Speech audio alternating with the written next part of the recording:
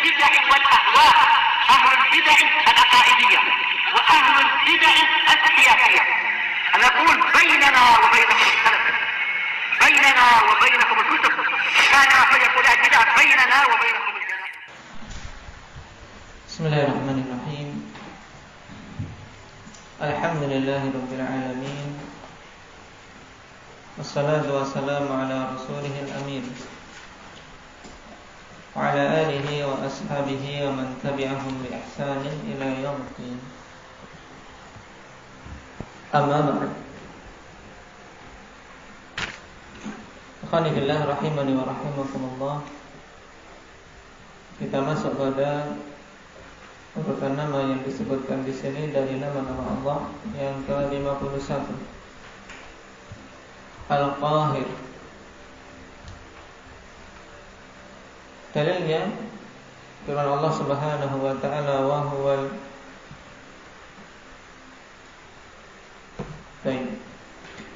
qahiru fawqa ibadihi wa huwal hakimul khabir. Dialah Al-Qahir yang berada di atas semua hamba-hambanya, dan dia adalah Al-Hakimul Khabir. Telah kita lewati dahulu pada pembahasan Al-Ulu, tentang sifat tingginya Allah Subhanahu wa ta'ala yang meliputi 3 sifat ketinggian, yaitu apa? Muhammad Tolim bang. Al-Wudhan, Ulul Qadar was Sifat. Nah, yang ketiga adalah Ulul Qahar. Yang dimaksud dengan Ulul Qahar apa?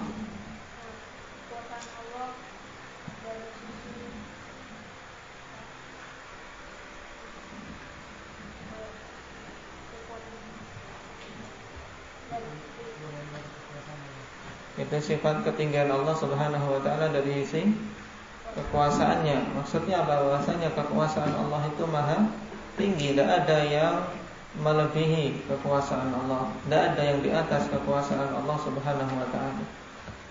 Nah, baik, dan di sana ada nama khusus yang menetapkan hal ini, yaitu Al-Qahir. Al-Qahir, dan yang apa? Maha kuasa. Nah, menguasai hamba-hambanya secara mutlak. Semuanya tunduk kepada Allah. Tidak ada yang bisa keluar dari dalam ketundukan tersebut. Adapun maknanya, qala Ibnu Jarir rahimahullah fi tafsirih, al-mudallilu al-musta'bidu khalqahu al-'ali 'alaihim. Al-mudallil al-musta'bidu khalqahu, yaitu zat yang menunjukkan kehinaan hamba-hambanya, dan al-musta'bid, nah, yang semua makhluk itu adalah hamba-hambanya. Al-musta'bid khalqahu, yaitu yang menjadikan makhluknya semua adalah sebagai hamba-hambanya. Ini maksud dari penafsiran Ibnu Jarir. Jadi al-mudallil al-musta'bidu khalqahu, yaitu zat yang menjadikan semua hamba-hambanya hina, nah, di hadapannya, dan yang menjadikan semua makhluknya itu adalah sebagai hamba-hambanya. Al-'ali 'alaihim, dan yang maha tinggi atas mereka semua. Baik, secara ringkasnya ya khonifillah, dan Al-Qahir yaitu zat yang maha kuasa, yang semua makhluk-makhluk ciptaannya itu adalah hamba-hamba yang berada di bawah kekuasaan dan tunduk kepadanya. Itu intinya. Jadi apa? Allah yang menguasai semuanya, dan semua makhluk itu harus tunduk. Tidak ada yang bisa keluar dari kedudukan tersebut. Nah, ini akan semakin nampak jelas dari perkataan Imam Al-Asbahani, namanya dinukilkan di sini setelahnya. Qala maknahu yahyihum yahyihim. Wa ma'nahu yahyihim idza syaa wa yumituhum idza syaa. Itu zat yang akan menghidupkan mereka apabila dia menghendaki dan mematikan mereka apabila menghendaki. Ini apa? Zat yang maha kuasa, ya tidak? Jika ingin menghidupkan, Allah akan menghidupkannya. Jika ingin mematikan, maka Allah akan mematikannya.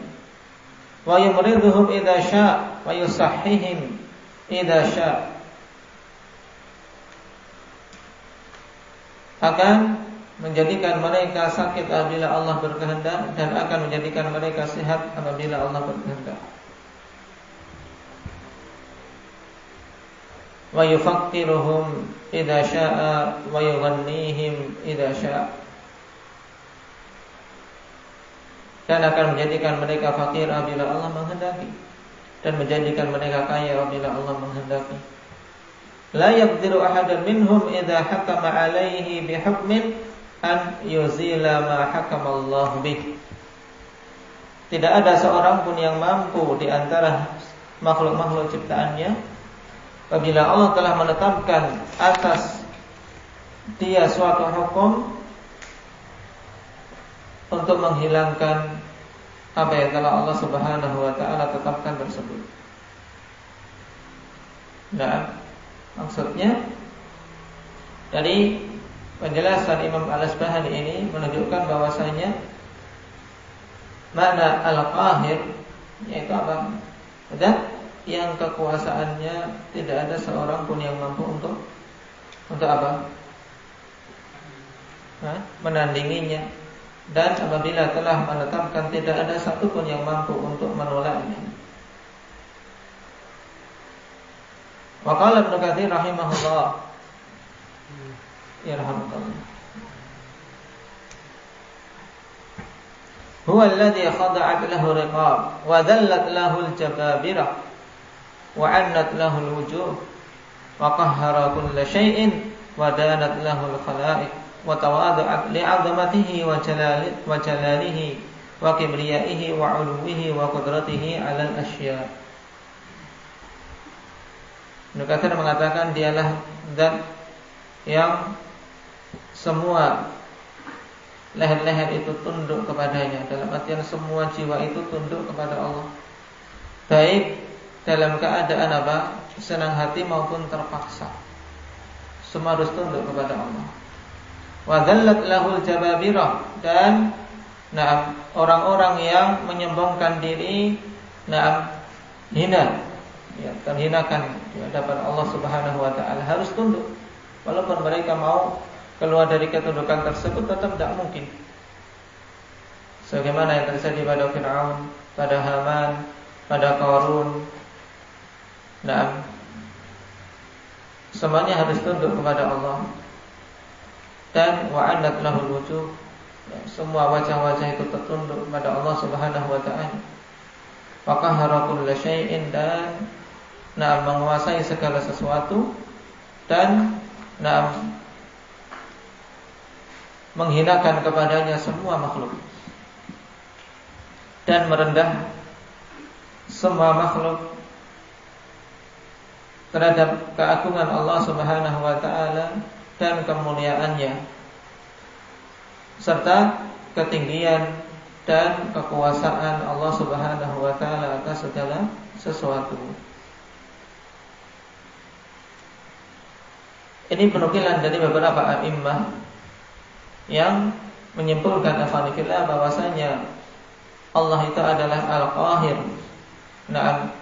Al-Qahir, yaitu zat yang maha kuasa yang menguasai semua hamba-hambanya, dan mereka semua tunduk terhadap kekuasaan Allah Subhanahu wa taala dan hukum Allah Subhanahu wa taala.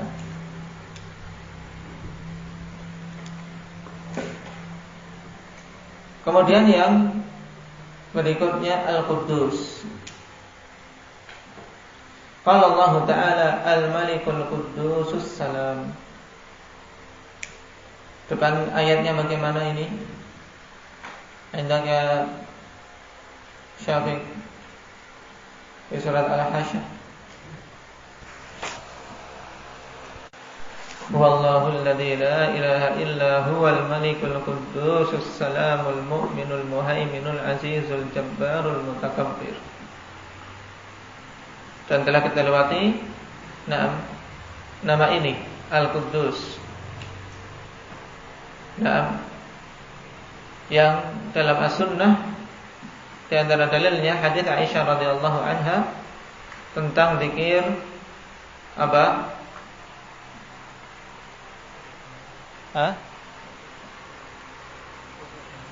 Rukuk dan sujud yang disebutkan di sini. Subbuhun quddusur rabbul malaikati warruh. Subbuhun quddus rabbul malaikati warruh. Dan di sana ada yang lebih sharih lagi juga dalam hadits Aisyah radhiyallahu anha, di mana Rasul sallallahu alaihi wasallam mengajari beliau zikir setelah witir. Bagaimana bunyinya Aba Mujahid?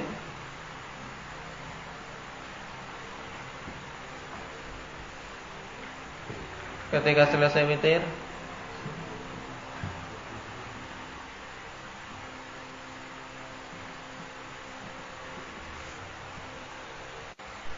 Subhanal Malikil Quddus. Nah, Subhanal Malikil Quddus. Nah, maknahu qala Ibnu Katsir al-munazzah 'anil naqaisi al-mawsufu bi sifatil kamal. Yaitu zat yang maha suci dari semua kekurangan-kekurangan, dan zat yang disifati dengan semua sifat-sifat kesempurnaan. Jadi Al-Quddus afanifillah. Di sini maknanya itu zat yang maha suci dari semua kekurangan-kekurangan. Dan ketika kita mensucikan Allah Subhanahu wa taala dari semua kekurangan, berarti konsekuensinya apa? Harus menetapkan bagi Allah semua sifat-sifat kesempurnaan. Ini. Karena penafian saja ikhwanifillah ini tidak berupa tidak menunjukkan pujian. Hanya sekedar meniadakan saja tanpa menetapkan kebalikannya, ini bukan pujian namanya. Makanya pada semua sifat-sifat manfiyah, ketika kita meniadakan dari Allah Subhanahu wa taala sifat kekurangan, misalnya apa? Mengantuk, tayyib atau tidur. Ini sifat kekurangan. Kita harus menetapkan kebalikan dari itu, yaitu sifat kesempurnaan, bahwasanya Allah Subhanahu wa taala zat yang senantiasa terjaga mengawasi hamba-hambanya. Ini maksudnya. Demikian pula ketika kita menetapkan Al-Quddus, maknanya ya Allah zat yang maha suci dari semua kekurangan dan tersifati dengan semua sifat-sifat kesempurnaan. Qala Al-Alusi rahimahullah, al-balighu fin nazahati amma yujibu naqsan awil ladzi lahul kamalu fi kulli wasfin ikhtassa bihi awil ladzi la yuhaddu wa la yutasawwar. Al-Alusi mengatakan, yaitu Al-Quddus al-baligh fin nazahah amma yujibu naqsan, yaitu zat yang sangat terjauhkan dari perkara-perkara yang akan mengakibatkan kekurangan bagi Allah Subhanahu wa taala. Berarti maknanya sama dengan yang disebutkan Ibnu Katsir, al-munazzah 'anil naqais. Au alladzi lahul kamal fi kulli wasfin ikhtassa bihi, atau maknanya adalah zat yang memiliki kesempurnaan pada semua sifat-sifat yang merupakan kekhususan bagi Allah. Atau juga makna Al-Quddus yaitu alladzi la yuhaddu wa la yutasawwar, yaitu zat yang tidak bisa kita batasi dan kita gambarkan bagaimananya. Kenapa? Karena setiap kita menggambarkan mesti akan menggambarkan sesuatu yang apa? Yang ada kekurangannya.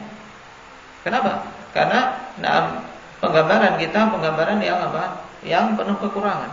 Dan Allah Subhanahu wa taala tidak boleh kita bagaimanakan. Semua yang terbetik dalam diri kita ikhwanifillah, dari kaifiyah suatu sifat itu Allah Subhanahu wa taala maha sempurna atas itu semua. Makanya kita tidak boleh membagaimanakan suatu sifat bagi Allah Subhanahu wa taala. Jadi inti Al-Quddus apa? Makna secara ringkasnya Al-Quddus, bagaimana mencatatnya? Zat yang maha suci dari semua kekurangan-kekurangan, dan zat yang disifati dengan semua sifat-sifat kesempurnaan.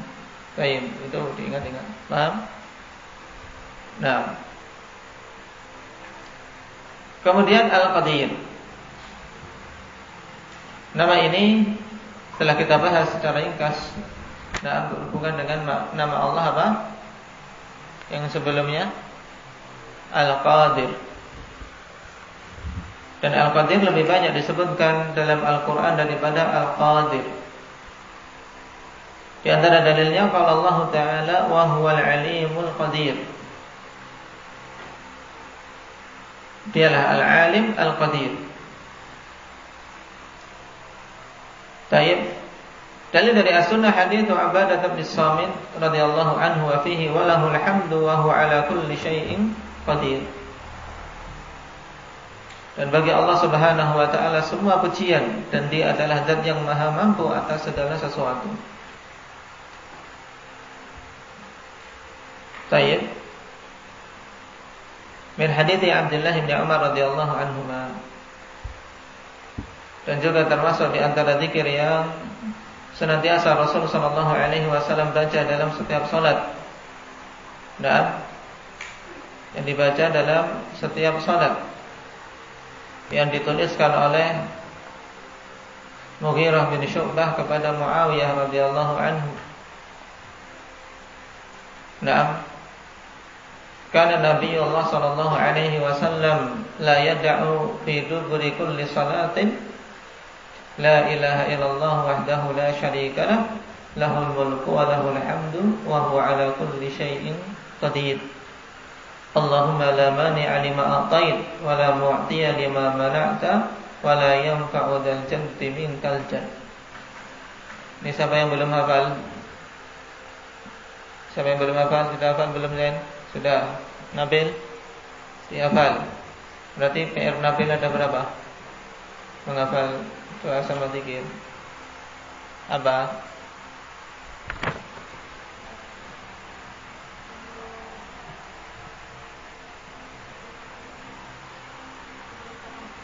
Doa sebelum salam sudah? Allahumma inni zalamtu nafsi dzulman katsira, dan doa ini ya. Nah, zikir ini. Yang Muawiyah akhwanifillah mengirim utusan kepada Mughirah. Taib uktub ma sami'ta min Nabi sallallahu alaihi wasallam ilayya. Tulislah apa yang kau dengar dari Nabi sallallahu alaihi wasallam kepadaku. Di antaranya dituliskan ini. Karena memang akhwanifillah memberikan faedah ilmu ini penting. Dan semangat para sahabat dulu tidak ingin ketinggalan satu hadis pun dari Nabi sallallahu alaihi wasallam. Makanya meminta kepada sahabat yang lain untuk dituliskan apa yang didengar dari Nabi sallallahu alaihi wasallam. Nah, sudah hafal belum ini Maulana? Tayyib, ahsanta. Itu jangan sampai ditinggalkan pada setiap habis salat. Karena padanya tauhid. Padanya juga ketiqahan kita kepada Allah Subhanahu wa taala akan memperkuat tawakal. Di akhir Allahumma la mani'a lima a'tait. Ya Allah, tidak ada seorang penghalang pun terhadap apa-apa yang Engkau berikan. Dan juga wala mu'tiya lima mana'ta, dan tidak ada seorang pun yang mampu memberikan perkara-perkara yang Engkau cegah. Wala yanfa'u dzal jaddi minkal jadd, dan tidak akan bermanfaat seorang yang memiliki kekayaan sedikit pun dengan kekayaannya. Tidak akan bisa memberikan kemanfaatan kepada kita orang-orang yang kaya kalau Allah tidak mengizinkannya. Syahid dari hadis tersebut penetapan nama Allah Subhanahu wa taala Al-Qadir. Dan ini banyak sekali akhwanillah dalam zikir-zikir. Nah, wa huwa ala kulli syai'in qadir. Karena memang keimanan terhadap qudratullah ini harus terus-menerus dipupuk. Harus terus-menerus dipupuk. Nah, yang tercakup di dalamnya keimanan terhadap takdir. Yang banyak manusia lalai darinya ketika dia melakukan suatu pekerjaan, merasa pekerjaannya sangat bagus, sangat kokoh, lupa dengan qudratullah, bahwasanya Allah mampu dengan sangat mudah untuk menghancurkannya. Dan sebaliknya ketika terjepit, putus asa dari keselamatan, lupa juga tentang kemampuan Allah. Maha mampu untuk menyelamatkan kalau Allah menghendaki. Sehingga ini sangat penting. Keimanan terhadap sifat qudrah bagi Allah. Maknahu qala Sa'di rahimahullah, kamilul qudrati bi qudratihi awjadal mawjudat. Zat yang sempurna kemampuannya. Dengan kemampuannya Allah Subhanahu wa taala mewujudkan segala sesuatu yang ada di jagat raya ini. Mewujudkan yang tidak ada menjadi ada. Demikian pula ikhwanillah mewujudkan orang-orang yang mungkin secara usia sudah tua bisa memiliki anak.